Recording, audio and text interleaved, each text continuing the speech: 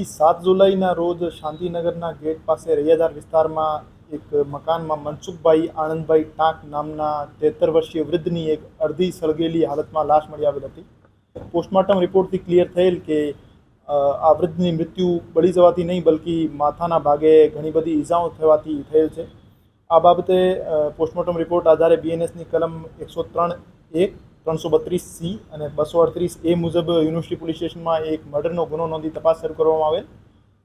માનનીય CP sir Brijeshkumar Jha sir અને additional CP sir Mahendra Bagadia સરના માર્ગદર્શન હેઠળ university PI Shri H N. Patel, LCB PSI Shri R H. Zala અને ક્રાઇમ બ્રાન્ચના પીએસઆઈ શ્રી મોવલિયાના ટીમો દ્વારા એસીપી વેસ્ટના માર્ગદર્શન હેઠળ એક મર્ડરનો ગુનો ડિટેક્ટ કરી દેવામાં આવેલ. આ બનાવને અંજામ આપનાર આરોપી જે હતું મરણ જનારનો દોહિત્રુ જ હતું, જેનું નામ હર્ષ વિપિનભાઈ સોલંકી હતો. એની ઉંમર 20 વર્ષ છે. આ બનાવનું કારણ એવું હતું કે આરોપીના પિતાએ તેઓના સસરા એટલે કે આરોપીના નાના પાસેથી 4 લાખ રૂપિયા ઉધારે લીધા હતા અને એના વ્યાજ પેટે માસિક 4000 રૂપિયા ભરતા હતા. અને મરણ જનાર પાસેથી આરોપી જે હર્ષ સોલંકી છે એમના દ્વારા પણ 35,000 રૂપિયા ઉધાર લઈ લેવામાં આવેલ હતા અને એમનો માસિક વ્યાજ 1800 રૂપિયા હતો.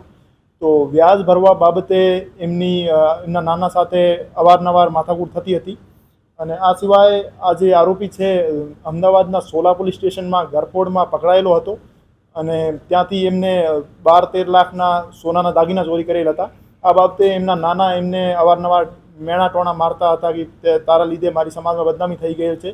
તો એનાથી એમને ગુસ્સો આવી જતો હતો અને આરોપી દ્વારા પૂર્વ આયોજિત કાવતરું રચીને એક પેટ્રોલ પંપથી એક બોટલમાં પેટ્રોલ ખરીદવામાં આવેલ હતો અને પછી એમના ઘરે પડેલ એક લોહાની હથોડી દ્વારા એમના માથામાં ઈજાઓ પહોંચાડવામાં આવેલ હતી. અને ઈજાઓ પહોંચાડ્યા પછી એમની બોડીની સાથે એમની વ્યાજના હિસાબ કિતાબ લખેલું ચોપડો સાથે એમના કપડાઓ સાથે એમના નાનાને સળગાવી દેવામાં આવેલ હતા. ના, એવું કંઈ સામે નહીં આવ્યું કે જેમાં ઘરમાંથી કોઈ વસ્તુ ચોરી થયેલું હોય. જે પેટ્રોલ છે હવે પેટ્રોલ પંપ સંચાલક સામે માધાપર ચોકડી ઉપર આવેલ એક પેટ્રોલ પંપ ઉપરથી આરોપી દ્વારા ખુલ્લી બોટલમાં પેટ્રોલ ખરીદવામાં આવેલ હતો. તો એમના વિરુદ્ધ પણ કાયદેસર કાર્યવાહી કરવામાં આવશે. અને આરોપીને જુગાર રમવાની ટેવ હતી, જેમાં છેલ્લા 3-4 મહિનામાં 4 લાખ રૂપિયા આ એવિએટર નામની એક એપ્લિકેશન ઉપર હારી ગયો હતો. આ સિવાય એમના ક્રેડિટ કાર્ડમાં પણ ઘણો બધો લોન હતો.